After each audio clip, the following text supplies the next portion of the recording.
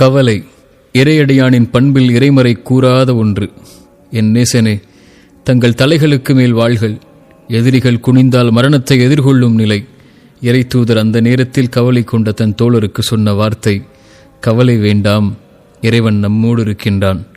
இறைத்தூதர் மூசா, முன்னால் கடல், பின்னால் எதிரிகள், உடனிருந்தவர்களின் வார்த்தை, கைவிடப்பட்டு விட்டோம் மூசா.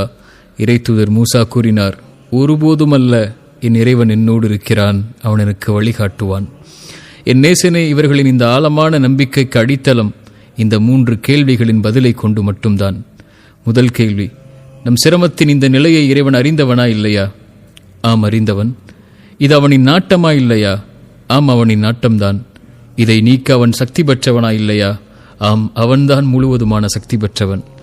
என் நேசனே, இந்த 3ஐயும் உணர்ந்து இப்போது இந்த வார்த்தையை மீண்டும் ஒரு முறை சொல், இறைவன் என்னோடு இருக்கின்றான், அவன் என்னை ஒருபோதும் கைவிட மாட்டான்.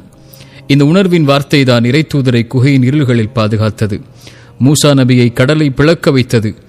அவர்களை பாதுகாத்த அதே வார்த்தை உன்னையும் என்னையும் எப்படி பாதுகாக்காமல் போய்விடும்?